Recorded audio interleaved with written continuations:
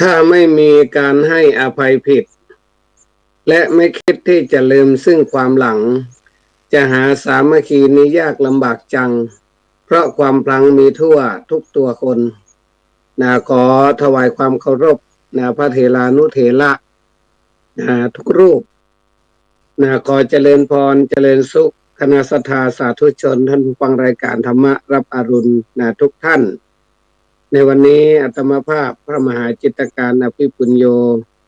นายเจ้าคณะอำเภอภูซางวัดสถานก็ได้นำรายการมาพบปะมาสนทนาธรรมเพื่อเป็นข้อคิดสะกิดเตือนใจนำไปสู่ความสุขความเจริญของศรัทธาญาติโยมญาติโยมสาธุชนทั้งหลายช่วงเทศกาลปีใหม่ปีใหม่เมืองหรือห้องว่าเทศกาลสงกรานต์ก็เรียกว่าวันนี้ก็เลยวันเข้าสู่วันปักปีเนาะหลายท่านก็คงจะมีความสุขความสนุกสนานกับลูกกับหลานกับครอบครัวกับกิจกรรมต่างๆบ่ว่าจะเป็นวัดบ่ว่าจะเป็นบ้านบ่ว่าจะเป็นหน่วยงานราชการต่างๆก็จัดกิจกรรมเพื่อนำความสุขความสนุกสนาน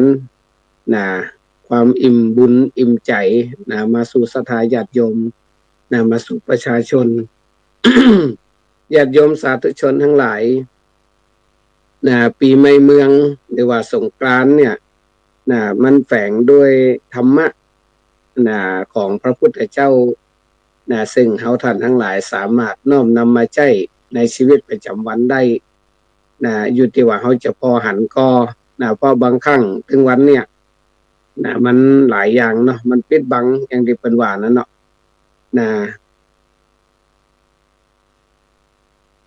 กาพระพุทธก็ไปสะดุดเอาทองคำไปสะดุดเอาอิฐเอาปูนเนาะ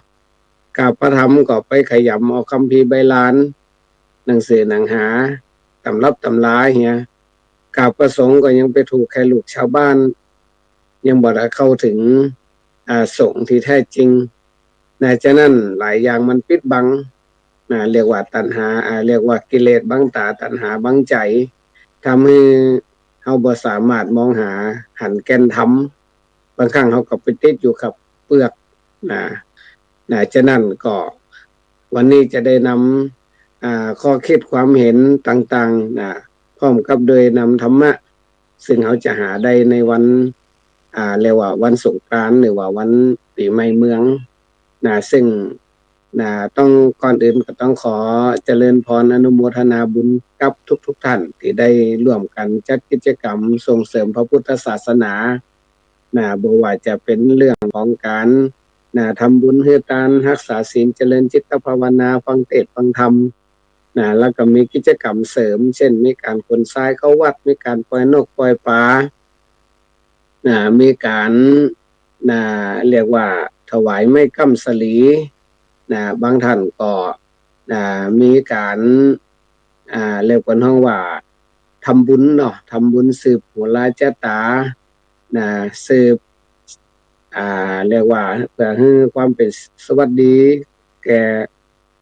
ตัวเก่าตานตุงตานคมสารพัดตามที่จะทำได้ก็ต้องขออนุโมทนาก่อนอื่นก็มาเข้าตีเหลี่ยงพระเจ้าอุตุกี้เนี่ยว่าหลายอย่างมันบังแก่นธรรมบางครั้งเขาก็เข้าบ่ถึงในธรรมปีใหม่เนาะในธรรมปีใหม่ซึ่งแต่ละวัดก็จะนำมาเทศเกี่ยวกับอานิสงส์ปีใหม่ปีใหม่เมืองมีอย่างพ้องมันมีอยู่หมวดธรรมหนึ่งซึ่งแฝงนิทานไว้ก็คือเรื่องของธรรมบาลธรรมบาลกุมารซึ่งในนิทานได้กล่าวถึง2ครอบครัวซึ่งเป็นสัญลักษณ์ของสังคมกันก็คือครอบครัวเศรษฐีกับครอบครัวคนจนหรือว่าคนที่มีลูกหลานหลายเนาะ2ครอบครัวเนี่ยบ้านติดกันหมู่ครอบครัวคนกินเหล้าเมายาที่เฮาว่านักเลงเนี่ยก็มีลูกมีหลานหลายแต่ว่าก็กินเหล้าเมายาทุกวันกินบ่พอก็ว่าให้คนอื่นตัวก็ไปกระทบกระทั่งท่านเศรษฐีว่า ท่านเนี่ยเกิดมาร่ำรวยเงินทองแต่บ่มีลูกสืบสกุลแอมน้อยหนึ่งก็ตระกูลมันก็จะสิ้นสุดบ่มีคนสืบทรัพย์สมบัติเงินทองก็จะต้องตกเป็นของหลวงประมาณนั้นเนาะเศรษฐีได้ฟังเนาะก็บ่สบายใจก็อยากจะมามองอนาคตว่าเขาจะต้องมีลูกละก็เลยหาวิธีจะมีลูกซึ่งวิธีก็มีหลากหลายตามความ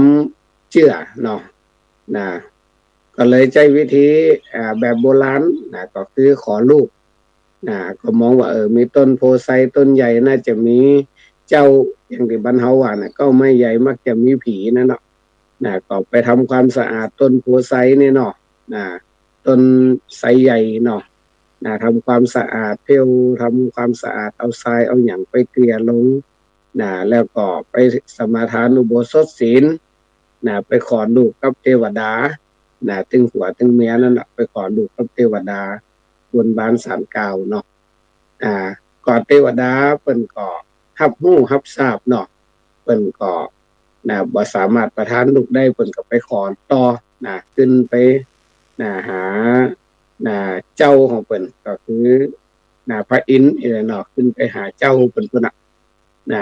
ทีนี้พระอินทร์ก็มาเล็งหันว่าเศรษฐีผัวเมียเนี่ยเป็นคนที่เป็นคนดีมีศีลมีธรรมถืออุโบสถศีลเนาะดังนั้นน่าจะคือลูกเป็นสักคนก็มองหาเทพบุตรที่จะจุติลงมาเกิดก็มองหันว่ามีธรรมบาลเทพบุตรที่จะลงมาเกิดก็เลยไปอาราธนาเนาะไปเชิญมาเกิดตอนนี้ธรรมบาลเทพบุตรก็ลงมาเกิดตีต้องของเมียเศรษฐีเกิดออกมาก็กลายเป็นเด็กที่เฉลียวฉลาดเรียนรู้ได้อย่างรวดเร็วเรียกว่าสัพพวิชาแต่เรียนได้หมดแล้วก็ยังเป็นต้น ว่าสามารถแก้ปัญหาพี่น้องเจ้าบ้านได้แก้ปัญหาร้อยอันปันจ่องทำให้เจ้าบ้านก่อนก็นับถือเทวบุตรเทวดานับถือพระพรหมมีแต่เนาะโดยซึ่งก็ไปกราบพากันไปกราบไปไหว้ไปขอแต่ตั้งแต่ธรรมบาลเทพบุตรลงมาเกิดเป็นธรรมบาลกุมารเนี่ยก็บ่มีให้ไปไหว้พระพรหมละบ่มีให้ไปไหว้นับถือพระพรหมละหันมาเชื่อสิ่งที่พิสูจน์ได้เนาะมาหาธรรมบาลกุมารธรรมบาลก็แก้ปัญหาได้ทุกอย่างจนชื่อเสียงกึกก้องไปทำให้กบินพรหมซึ่งได้รับรับทราบก็บอกพอใจก็เลยว่ามันจะเก่งแต่ก็เลยลงมาทดสอบลงมาประชันขันแข่งเรียกว่าผู้ใหญ่อิจฉาละออนเนาะก็เลยลงมาท่าประลองปัญญาโดยตั้งคำถามไว้3ข้อถ้าแก้ได้ก็ถือว่า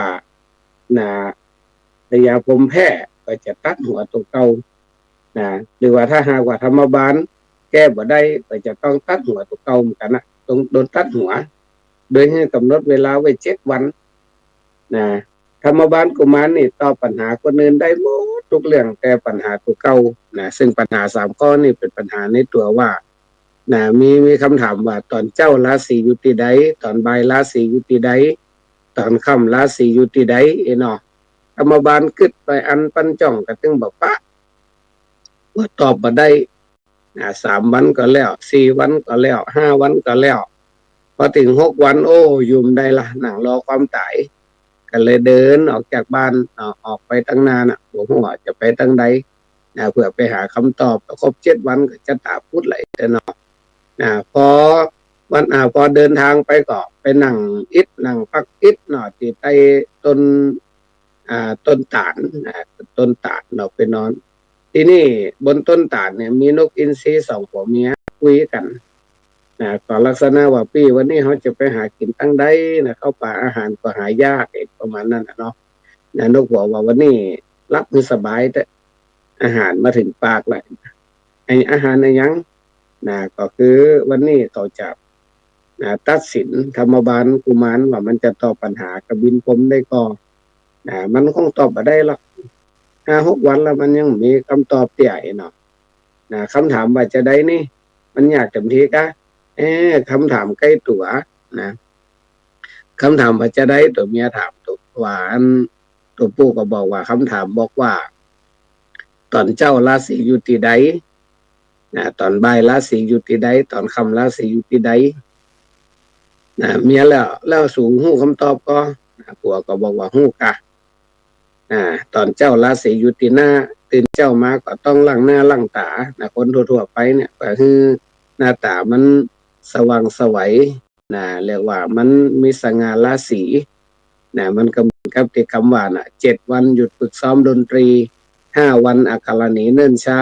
3 วันจากนาลีเป็นอื่น1 วันเว้นล้างหน้าอับเศร้าหมองสีเนาะฉะนั้นก็เลยต้องล้างหน้าเนี่ยราศีมันอยู่ที่หน้าเนาะแล้วตอนบ่ายแล้วราศีอยู่ที่ใดมันอยู่ที่อกกลางวันมันร้อนคนก็เลยเอาน้ำอบน้ำหอมมาฉลมหน้าอกคือมันเย็นมันจะได้เย็นกายเย็นใจเนาะคลายความร้อนนะเนี่ยราศีมันอยู่ที่อกเมื่อกายมันสบายใจมันก็สบายตัวเองเนาะแล้วตอนค่ำเหรอราศีอยู่ที่ใดนกหัวก็บอกว่าตอนค่ำราศีมันอยู่ที่เท้าคนเตียวตีนไปไหนมาไหนทั้งวันกลับมาบ้านแล้วก่อนจะนอนก็ต้องล้างเท้าให้มันสะอาดจะได้บุกไปเพื่อนที่นอนเนาะราศีมันเลยอยู่ที่เท้าเนาะที่นี่ธรรมบาลกุมารเนี่ยซึ่งได้เรียนวิชาหนึ่งก็คือหู้เสียงสัตว์สามารถเข้าใจว่าสัตว์มันอ้วยอย่างก็หู้ความในตึงปุ๊บโตดีอกดีใจเนาะรีบกลับบ้าน แล้วก็ไปตอบปัญหากับบินพรหมตึงลงมาถามตอบได้ทุกข้อเหมือนหนึ่งที่กล่าวมาเนี่ยกบินพรหมก็ต้องยอมก้านแล้วกับนี่ยอมก้านแต่ก็บ่ลืมสัจจะสัญญาที่ให้ไว้ก็คือจะต้องตัดหัวตัวเก่าแต่มันมีปัญหาว่าหัวพรหมนั่นถ้าตกดินแผ่นดินจะลุกเป็นไฟถ้าตกกลางมหาสมุทรเนี่ยน้ำก็จะแห้งขอดหมดถ้าเอาไว้ในอากาศฝนก็จะบ่ตกเนาะเกิดปัญหาแต่ดังนั้น กบินพรหมเนี่ยมีลูกสาวอยู่7 นางก็เลยว่าจะให้ลูกสาวถึง7 คนเนี่ยพัดเปลี่ยนหมุนเวียนกันเอาพานทองมาหับหัวป่อเอาไปเก็บไว้ที่เขาไกลลาดเนาะถึงเวลาสลีปีใหม่ก็เอาหัวป่อมาสละมาสลงเนี่ยที่บนว่าหดหัวหดน้ำดำหัวเนาะเป็นประจำทุกๆปีหมุนเวียนเปลี่ยนกันไปเรียกว่ารอด หลอดเพราะนกหลอดเพราะสัตว์ฉะนั้นความรู้มันอยู่ทุกหนทุกแห่งเมื่อเราก็จะไปมองข้ามเห็นหูไปเนาะพระพุทธเจ้าเป็นสอนให้เราใจสติใจปัญญาซึ่งเรื่องนี้ถ้าเรามองแบบธรรมดาก็เป็นนิทานเรื่องหนึ่งที่มาตอบโจทย์คำถามศรัทธาญาติโยมในวันปีใหม่เนาะแต่ว่าถ้าเรามองลึกเข้าไปเนี่ยเปิ่นใส่ธรรมะไว้หมดเลย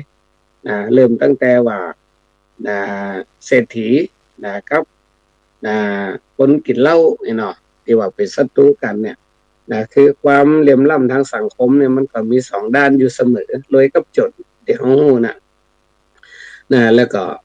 เป็นเรื่องของคนอยากจะมีลูกเนาะเอาจะสังเกตว่ามันคนรวยเนี่ยมันแปลกเหมือนกันลูกน้อยเนาะทั้งที่ว่าสมบัติเงินทองก็มีนักในขณะที่คนจนเนี่ยปากัดตินทิพย์เนี่ยแต่ลูกสำหลาย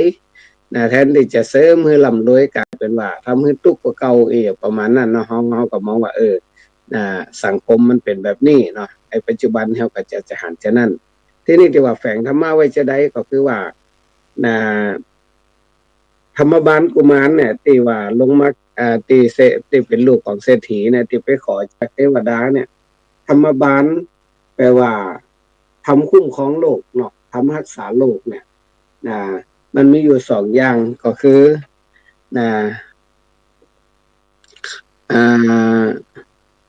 ฮิริโอตตปะเนาะธรรมของเทวดาฮิริก็คืออายชั่วโอตตปะก็คือกลัวบาปฮิริโอตตปะเนี่ยมันเป็นธรรมที่คุ้มครองโลกถ้าคนเอารู้จักอายชั่วกลัวบาปก็จะบ่ทำบาปทั้งต่อหน้าและรับหลังจะคงความเป็นตัวเป็นตนตามปกตินั่นก็คือมีศีลมีธรรมเนาะถ้าเขามีอายชั่วกลัวบาปเห็นแล้วแน่นอนเลยว่าสังคมเขาเนี่ยน่ากลัวอันตราย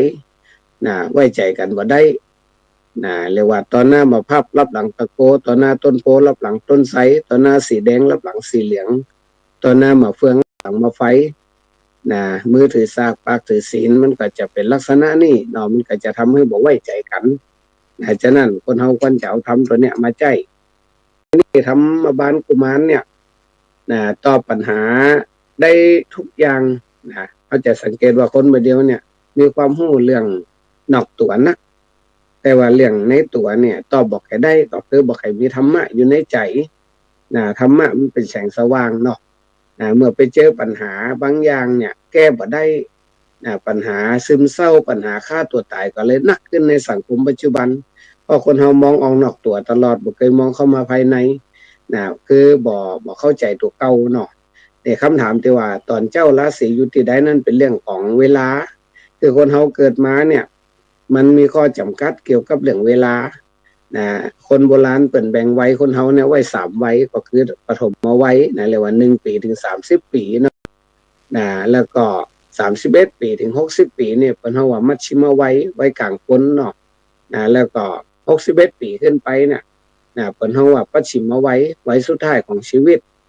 เป็นแต่ว่าใน3วัยเนี่ยมันสอนอะไรยังเป็นว่าตอนเจ้าราศีอยู่ที่ใดตอนเจ้าหมายถึงปฐมวัยและเด็กละอ่อนก็ต้องศึกษาหาความรู้มองกว้างคิดไกลเพิ่นเฮาว่าหูพญาตากษัตริย์จะต้องศึกษาลำเรียนหาความรู้หาวิชาต้องทำให้ตัวเก่าเป็นคนมีแสงเหมือนดาวฤกษ์เนาะถ้าว่าบ่ห้ำบ่เรียนบ่ศึกษาบ่หาความรู้เห็นแล้วจะกลายเป็นดาวเคราะห์อยู่กับพ่อกับแม่ก็นำปัญหามาหาอยู่กับไผก็ไปบ่รอดเพราะว่าเฮามีแสงมีความรู้มีปัญญาดังนั้นปฐมวัยเนี่ยเฮาจะต้องแสวงหาความรู้ให้หนักขึ้นสามารถจะไปแก้ปัญหาต่างๆได้เนี่ยแหละว่าตอนเจ้าราศีอยู่ที่หน้าเนาะมันสำคัญในตอนนี้บ่ว่าจะเป็นหน้าที่หน้านอกบอกความงามหน้าในบอกความดีหน้าที่บอกความสามารถที่มันสำคัญส่วนที่บอกว่าตอนบ่ายก็คือปัจฉิมวัยอันนี้31ปีขึ้นไปเริ่มมีครอบครัวเนาะมีลูกมีหลานสร้างรักฐานสารรักแหล่งแต่งรักธรรมสร้างรักคำประกันชีวิตดังนั้นราศีมันกลับจากหน้ามาลงมาอยู่ที่อกก็คือเพิ่นเฮาว่าสวรรค์ในอกมโนหกในใจอยู่ด้วยกันจะต้องใจเย็นๆเพิ่นเฮาว่าลิ้นกับฟันยังกระทบขบกันบ้างก็เป็นอย่างธรรมดาไม่ว่าไหนอยู่ด้วยกันรายบ้างช่างไรต้องอดใจอดกั้นผ่อนสั้นผ่อนยาวฉะนั้นผัวเมียอยู่ด้วยกันจะต้องใจเย็นๆเอาน้ำมาหดใจไว้น้ำพักจงรักสัตย์ซื่อมีความซื่อสัตย์ต่อกันบ่นอกใจกันเนาะน้ำแรงร่วมมือทำกิจช่วยกันทำมาหากินเลี้ยงลูกเลี้ยงหลานจะไปเอาเปรียบกันน้ำคำชำหวานสมานมิตรกำโอกำจาก็ต้องถนอมน้ำใจกันน้ำจิตเมตตาอารีคือมีใจที่ฮักกันมีใจที่มีความปรารถนาดีต่อกันและก็รู้จักให้อภัยกันบ่ถือโทษโกรธแค้นง่ายเนาะอันนี้เพิ่นเฮาว่าเอาน้ำมาฉลมหน้าอกเอาน้ำมาฉลมใจเนี่ยคือมัชชิมวัยส่วนวัยสุดท้ายปัจฉิมวัยนั่นต้องไปอยู่ที่เท้าหมายความว่าจะได้ก็คือเอาแก่แล้วเนาะก็ต้องเป็นต้นแบบเป็นต้นบุญต้นทุนที่ดีให้กับลูกกับหลาน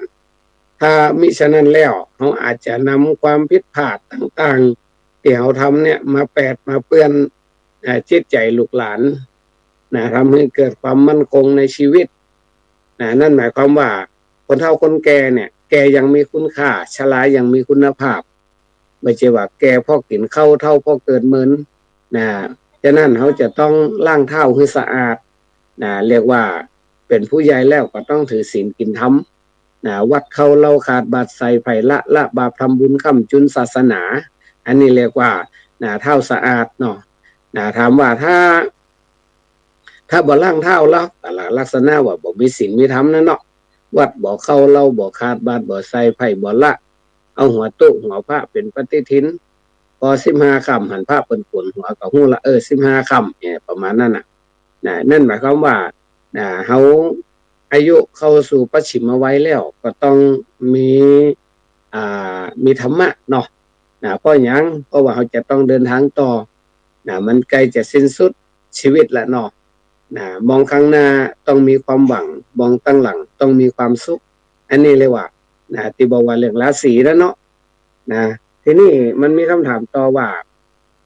ในเรื่องของราศีหรือว่าสลีความผ่องใสต่างๆเนี่ยถ้าเรามองลึกๆลงไปแหมเนาะอ่ามันยังมีต่อในธรรมหมดนี่ที่บอกว่าผมเนี่ยคืออย่างถ้าเป็นรูปธรรมก็เขานึกว่าพระพรหมนี่มีสีหน้าเดี๋ยวหันเนาะแต่ถ้าเรามองหลักธรรมทางพุทธศาสนาแล้วก็คือเมตตากรุณามุทิตาอุเบกขาที่ว่าบ่ฮือหัวผมตกดินบ่ฮือหัวผมตกน้ำบ่ฮือหัวผมโดนทิ้งกลางอากาศนี่เนาะนั่นหมายความว่าคำว่าพรหมนี่น่าจะหมายถึงธรรมะคือธรรมะเนี่ยจะไปให้มันล้นเมตตาความฮักความปรารถนาดีต่อกันกรุณาความสงสารช่วยเหลือเกื้อหนุนกันในยามลำบากมุทิตาชื่นชมยินดีสนับสนุนบ่คัดแข่งคัดขาคัดคอกันแล้วก็อุเบกขามีความเที่ยงธรรมบ่โอนเอ็นหวั่นไหวไปเพราะฮักเพราะชังเพราะกลัวเพราะหลงแต่พิจารณาว่าคนทุกคนมีกรรมเป็นของตนทุกคนเป็นไปตามกรรมบ่ไปทำให้มันเปลี่ยนแปลงโดยที่ว่า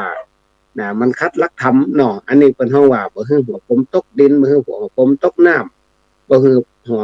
ผมลอยคว้างอยู่กลางอากาศแต่ให้เอาพานทองมาฮับคุณธรรมตัวเนี้ยฉะนั้นหัวใจเทวาคาถาพระพรหมนี่ถือว่าสำคัญที่สุดจะทำให้โลกเขาหลอดหัวใจเทวาก็ที่ว่านั้นเนาะอายชั่วกว่าบาปส่วนคาถาพระพรหมก็เมกามุอุเมตตาในยามปกติก็ฮักกันมีความปรารถนาดีต่อกันบ้านเฮาก็เลยใจน้ำมาเป็นตัวประสานมีการเล่นน้ำสงกรานต์กันรดน้ำดำหัวเนาะแต่ว่าเพิ่นทำด้วยความฮักพอคนเวลาเพิ่นจะแต่งงานเพิ่นก็ใจน้ำเป็นตัวประสานกันเอาน้ำไปฮดมือพร้อมกับกล่าวคำปั่นป้อนเนาะให้เจ้าทั้งสองอยู่กองสมานประหนึ่งสายทานสะอาดสดใสสายน้ำไม่แยกขาดกันฉันใดให้สองดวงใจดุจทาราเทินอันนี้เพิ่นสอนคนแต่งงานกันทำตัวเหมือนน้ำเอาไม้เข้าไปกรีดเอามีดเข้าไปฟันเอาขวานเข้าไปพายกไม้ยกมีดยกขวานขึ้นมาหารอยแยกของน้ำบ่เจอก็คือมันฮักกันประสานกันช่วยเหลือเกื้อหนุนกันอยู่ตลอดก็เลยบ่มีการแตกแยกเนาะบ่มีการอย่าล่างแต่นะครับเป็นเรื่องครอบครัวก็ดังนั้นเราก็ต้องมีเมตตาต่อกันกรุณาในยามวิกฤตเนาะก็จะไปทิ้งกันเปลี่ยนวิกฤตให้เป็นโอกาสเปลี่ยนความโศกให้เป็นความสุขเปลี่ยนอุปกรณ์ให้เป็นเรียกว่าเปลี่ยนความทุกข์เปลี่ยนความโศกให้มันเป็นอุปกรณ์ให้มันเป็นเครื่องประหัตประหารปัญหาเนาะเปลี่ยนวิกฤตให้เป็นโอกาสเป็นอุปสรรคให้มันเป็นอุปกรณ์เปลี่ยนความโศกให้เป็นความสุขเปลี่ยนความทุกข์ให้เป็นสติให้เป็นปัญญานี่คือกรุณาช่วยเหลือเกื้อหนุนกันบ่ทิ้งกันและข้อที่3มุทิตาช่วงนี้เขาก็จะแสดงความยินดีมีการใบายสีสู่ขวัญให้ลูกให้หลานที่กลับบ้านมาเพื่อเป็นกำลังใจหรือว่ามีการใบายสีสู่ขวัญให้กับผู้นำชุมชนเป็นต้นเพื่อให้มีกำลังใจในการพัฒนาประเทศชาติบ้านเมืองต่อไปอย่างต่างๆเนาะซึ่งเขาก็ทำกัน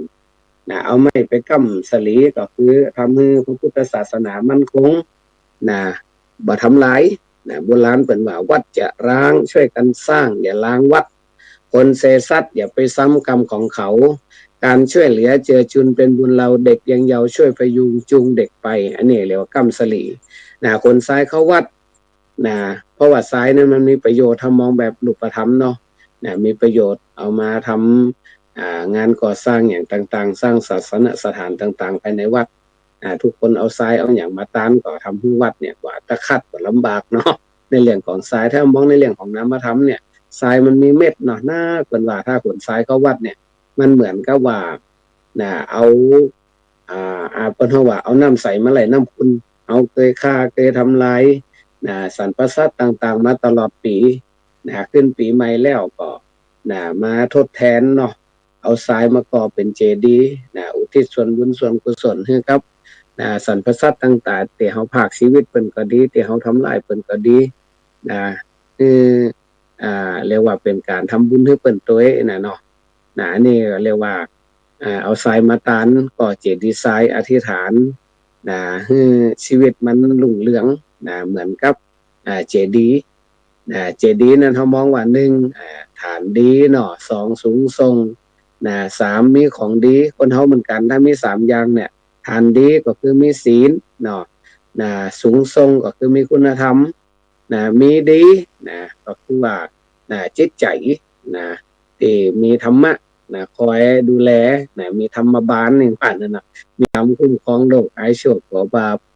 มีคาถาพระพรหมมีกามุอุมีเมตตากรุณามุทิตาอุเบกขาคุ้มครองอยู่เขาก็มีการต้านเจดีย์ทรายเป็นต้นซึ่งปีใหม่หลายแห่งก็มีการแห่ไม่กำสลีแห่กิจกรรมต่างๆมีการต้านกันเข้าเพิ่นว่าสงกรานต์เป็นวันกตัญญูเฮาบ่ลืมพ่อบ่ลืมแม่เพิ่นจะล่วงลับดับจากแล้วอยู่เฮาได้เลี้ยงกายตายเฮาได้เลี้ยงวิญญาณอยู่เฮาได้อุปถากจากเฮาได้อุปถัมภ์ทำบุญอุทิศส่วนกุศลคือกับพ่อกับแม่ซึ่งเป็นผู้ที่มีพระคุณต่อเฮาเนาะและก็นับเป็นเรื่องที่น่าอนุโมทนาสำหรับหมู่เฮาทั้งหลายที่ร่วมงานสงกรานต์ส่วนการรดน้ำดำหัวหรือว่าเล่นน้ำสงกรานต์อย่างต่างๆเนี่ยก็เหมือนที่ตุเจ้าอูว่านั่นน่ะว่าคือมันดับร้อนดับโศกดับโรคดับภัยเพราะมันเกิดจากน้ำใจนั่นเกิดน้ำใจของหมู่เฮาถึงแม้ฟ้าฝนมันบ่ตกแต่เฮาก็เอาน้ำเนี่ยมาชโลมมาฮดกันให้เกิดความชุ่มเย็นรู้จักเรื่องว่าทำร้อนให้มันเย็นมีธรรมะประดุจน้ำนั่นน่ะเนาะไปชำระล้างสิ่งสกปรกให้ออกไปให้มันสะอาดให้มันสดใสฉะนั้นก็ในช่วงเทศกาลปีใหม่เมืองอาตมาภาพในนามตัวแทนของคณะทำงานธรรมะรับอรุณแล้วก็ธรรมะเป็นทีมขออัญเชิญเอาคุณพระศรีรัตนตรัยบุญกุศลศรัทธาญาติโยมทุกท่านได้บำเพ็ญให้เป็นไปในช่วงเทศกาลปีใหม่นี้จงมารวมกันเป็นตบะเป็นเดชะเป็นภรวะปัจจัยเป็นอุปนิสัยดลบันดาลประทานพรให้ทุกท่านทุกคนจงประสบแต่ความสุขและความเจริญเรียกว่าขอให้เจริญด้วยอายุวรรณะสุขะพละปฏิภาณธรรมสารสมบัติพ้นเสียจากสัพพทุกข์สัพพโศกสัพพโรคสัพพภัยสัพพเคราะห์ทั้งหลายทั้งปวงเคาะมาขึ้นมาหันเคาะมาวันบ่ฮู้เคาะมาอู้มาจาเคาะนาต่างๆขอเจ็บขอไม้ขอไข้ขอหนาวขอให้ดับไปกับไฟขอให้ไหลไปกับน้ำวินาศสันตุนิราชตัดกาไปจากสันตระตนตัวให้ได้อยู่เย็นเป็นสุขประกอบด้วยจตุรพิทพรชัยถึง4ประการคือว่าอายุขอให้มีอายุมันยืนยาวและเศร้ากับเก่าวสาวันนะก็ขอให้มีผิวพรรณพุทธผ่องใสเป็นที่ต้องตาต้องใจแก่ผู้ที่ได้พบได้เห็นสุขะขอให้มีความสุขกายสบายใจพละก็ขอให้มีพลานามัยสุขสมบูรณ์มีกำลังกายมีกำลังใจมีความสุขมีโชคมีลาภไปจุปีจุเดือนจุวันจุยามในที่ทุกสถานในการทุกเมื่อเทิน